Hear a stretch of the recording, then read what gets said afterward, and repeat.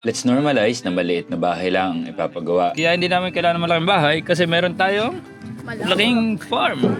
10 by 25 feet. Yan ang sukat ng bahay na ipapatayo namin mag-asawa. Maliit man, pag magkasama kami, para sa amin, ito ay home. Okay, so ang ipapagawa kasi natin, maliit na bahay lang. Isang kwarto, may salas, may kusina, may banyo. Parang ang naging inspiration namin ay studio type na condo. Parang ganun yung concept. Ang naisip kasi namin, una, limited yung budget. Pangalawa, mas gusto na naman namin sa labas. Kaya hindi namin kailangan ng malaking bahay kasi meron tayong malaking farm. Ba't natin gugustuhin ng malaking bahay? Isa ngayon. Malay mo, mabless tayo sa inaharap. Doon tayo magpapagawa. So, ito ang ating buhangin. Yung ating hollow blocks. Kulang pa yan. Ito yung ating graba. Mga bakal. Na doon yung ating semento. So, nagbawas lang tayo ng nyog.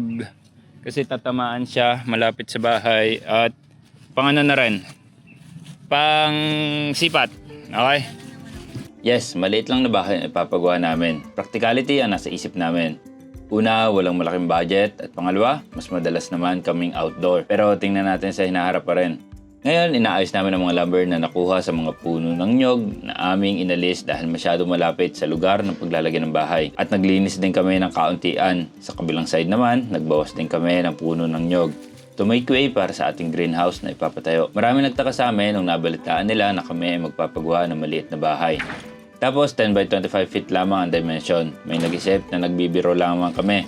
Pero kami ay 100% seryoso. Gusto kasi talaga namin ma-enjoy ang outdoor, kaya marami at malalaking bitana ang ilalagay din namin.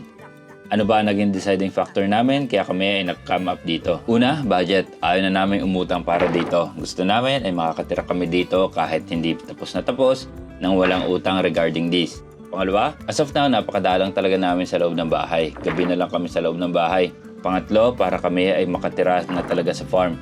Yun naman talaga ang goal namin, kaya kami ay bumili ng sariling property. Maaring paglaon, lalo at nabiyayaan kami ng anak, hindi na kami kakasya dito. Well, for sure kasya, pero magiging limited ang space. Yan, sana naman kasya na itong buhangin na to. Medyo marami na yan. Pinakyaw ko na yung kailangan na buhangin para isahan na. Pag kami ay na-bless pa in the future at na-clear namin lahat ng utang namin, less than 3 years na lang siguro yun. By then na lang kami magpapatayo ng talagang dream house namin. Sabi nga, your first home may not be your dream home. At okay lang yun.